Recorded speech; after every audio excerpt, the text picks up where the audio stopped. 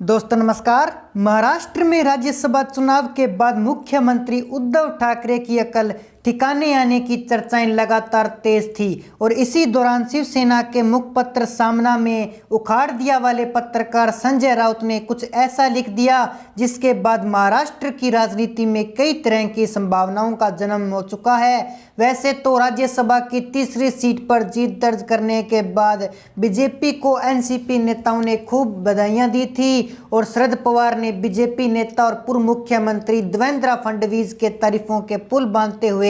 शिवसेना की करारी हार को ध्यान में रखकर मुख्यमंत्री उद्धव ठाकरे को चिढ़ाने में कोई कसर नहीं छोड़ी। लेकिन राजनीति संभावनाओं का खेल है और अब इसी क्रम में शिवसेना ने एक बार फिर से पीएम मोदी की शरण में जाने के लिए झटपटाना शुरू कर दिया है, क्योंकि राष्ट्रपति के चुनाव हेतु शिवसेना ने एनसीपी, कांग्रेस सहित पूरे विपक्ष को दरकिनार करते हुए बीजेपी का समर्थन करने वाला संकेत दे दिया है। वैसे तो पिछले 2.5 साल में एनसीपी, कांग्रेस, शिवसेना के महाविकास अघाड़ी गठबंधन में पड़ी आपसी फूट की चर्चाएं लगातार सुर्खियां बटोर रही है, लेकिन शिवसेना की घर वापसी होने वाले संकेत मिलने के बाद बीजेपी नेता नारायण राणे द्वारा की गई भविष्यवाणी की चर्चाएं भी लगातार तेज है, जिसमें नारायण राणे ने जून 2022 तक उद्धव सरकार गिरने का दावा किया था और अब जून 2022 के महीने में कई तरह की संभावनाएं महाराष्ट्र की राजनीति में पैदा हो चुकी है,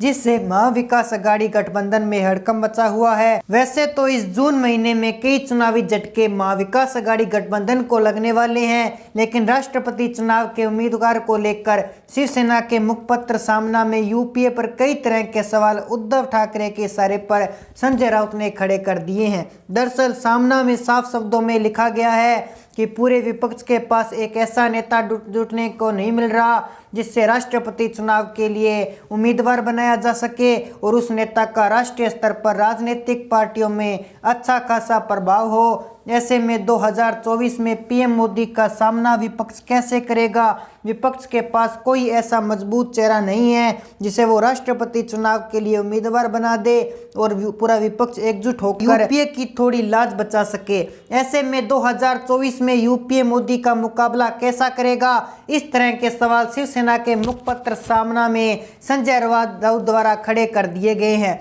कुल मिलाकर शिवसेना ने अपने राजनीतिक प्रश्नों में तैयार करने के लिए विपक्ष पर ही सवाल खड़े करने शुरू कर दिए, क्योंकि पिछले 2.5 साल में उद्धव ठाकरे भली भांति समझ चुके हैं कि एनसीपी और कांग्रेस के साथ जाने से शिवसेना का जनाधार काफ़ी डाउन हो चुका है। ऐसे में एनसीपी और कांग्रेस के चुंगल में फंसकर शिवसेना के हाथों बीएमसी की गद्दी भी खिसक सकती है और 2024 में लोकसभा के साथ साथ महाराष्ट्र में विधानसभा का चुनाव भी होना है, जिसके परिणाम के बारे में सोचकर उद्धव ठाकरे की नींद उड़ी हुई है। इसलिए उद्धव ठाकरे शिवसेना के घर वापसी हेतु पूरी तैयारी कर रहे हैं ताकि राष्ट्रपति चुनाव के बहाने किसी तरह से शिवसेना की बीजेपी में घर वापसी के लिए रास्ते खुल जाएं। इसलिए शिवसेना ने राष्ट्रपति चुनाव के लिए एक सक्षम उम्मीदवार को ही समर्थन करने का ऐलान किया है, जो विपक्ष के पास अब तक नहीं है। राष्ट्रपति पद के उम्मीदवार के साथ साथ शिवसेना के मुखपत्र सामना में 20 जून को